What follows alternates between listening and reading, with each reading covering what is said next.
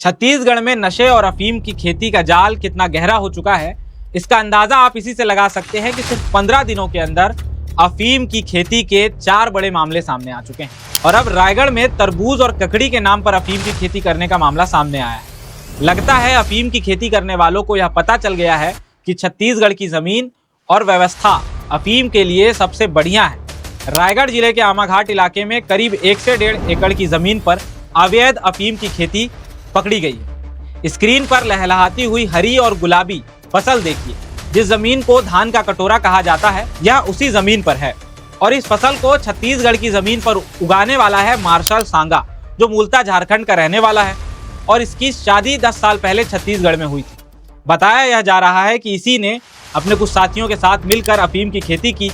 किराए पर जमीन ली गई थी और बताया गया था कि तरबूज और ककड़ी की खेती की जाएगी, लेकिन अफीम की खेती हो रही थी। पुलिस ने मुखबिर की सूचना पर छापेमारी की कार्रवाई की, जिसमें मार्शल सांगा गिरफ्तार हुआ और उसके अन्य साथी अभी फरार हैं। इस पूरे मामले पर पुलिस अधीक्षक शशि मोहन क्या कह रहे हैं, आप आगे बात सुन लीजिए। देखिए, पुलिस को सूचना मिली थी मुखबिर के माध्यम से कि इस आमाघाट के इलाके में गोपनीय तरीके से झारखंड से आके मार्शल सांगा नामक व्यक्ति, ये इसका ससुराल है, ये उसकी पत्नी का नाम सुषमा खलको है जो यहाँ की रहने वाली है, और इसका पति 10-12 साल से यहाँ रह रहा था और अपने कुछ झारखंड के साथियों के साथ मिलकर ये गोपनीय तरीके से यहाँ पर खेती कर रहा था। पुलिस को सूचना मिली थी, कल पूंजी पथरा टीआई और तमनार टीआई इन लोगों ने मिलकर यहाँ पर आए और तस्दीक हुई जब, तो मार्शल सांगा नामक व्यक्ति को हिरासत में लिया गया, उससे पूछताछ किया गया तो पता चला कि 70 डिसमिल लगभग उसमें ये खेती हो रही है और ये कुछ प्रोसेस करके अफीम भी निकाला हुआ है, तो उसकी भी जब्ती की जाएगी। और अभी हमारी टीम आ गई है, अभी नारकोटिक्स के को भी हम लोग नारकोटिक्स के विभाग को भी खबर कर रहे हैं और एनडीपीएस एक्ट की जो प्रक्रिया होती है उस प्रक्रिया के तहत यहाँ पे मामला को पंजीबद्ध किया जाएगा। तो ये अभी इसका एक फॉर्मूला होता है, क्योंकि जब तक हम इस पूरे जमीन को नाप नहीं लेते हैं तब तक ये कहना अभी जल्दीबाजी हो जाएगी कितना है, लेकिन थोड़ी देर में स्थिति क्लियर हो जाएगी तो फिर आपको अपडेट किया जाएगा। साथी भी कोई है? मार्शल का कहना है कि झारखंड के कुछ लोग इसके साथी हैं जिसके साथ ये मिलकर काम कर रहा है। इसके मेमोरेंडम में जिसका भी नाम आएगा उसके हिसाब से आगे की कार्रवाई की। कुछ बताया है यहाँ कितने दिनों से कर रहा था?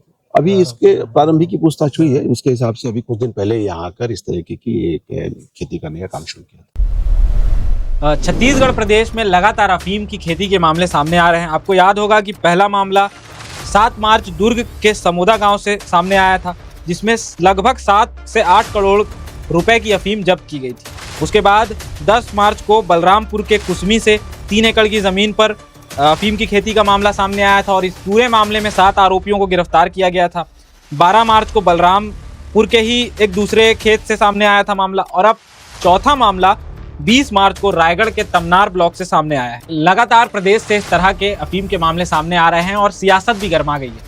रायगढ़ का मामला सामने आने के बाद भी पूर्व मुख्यमंत्री भूपेश बघेल ने एक्स पर पोस्ट करते हुए सरकार से सवाल किया। उसके अलावा टीएस बाबा ने भी एक्स पर पोस्ट करते हुए निष्पक्ष जांच की मांग की। एक के बाद एक अफीम की खेती के मामले तो सामने आ रहे हैं और कुछ आरोपी तो गिरफ्तार हो ही रहे हैं, लेकिन सप्लाई चेन का पर्दाफाश नहीं हो पा रहा है। यह पता नहीं चल पा रहा है कि अफीम की खेती करने वालों को संरक्षण कौन लोग दे रहे हैं, अफीम की खेती का बीज ये लोग कहां से ला रहे हैं, और सबसे बड़ा सवाल, अफीम की खेती करके ये लोग बेचने कहां वाले थे और बेच कहां रहे थे, खपाने की कहां तैयारी थी। इन सभी सवालों का जवाब अब तक नहीं मिल पा रहा है, चाहे वह दुर्ग का मामला हो, बलरामपुर का मामला हो।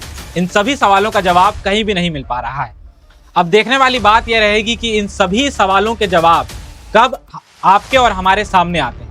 पंजाब के बारे में कहा जाता है उड़ता पंजाब, आपने पिक्चर देखी ही होगी। अब छत्तीसगढ़ में जब अफीम के इस तरह के मामले सामने आ रहे हैं तो छत्तीसगढ़ को भी उड़ता छत्तीसगढ़ कहा जा रहा है। आप क्या सोचते हैं, क्या पंजाब और छत्तीसगढ़ एक बराबर हो गए हैं इस पूरे मामले पर? अपनी राय कमेंट बॉक्स में जरूर लिखिए।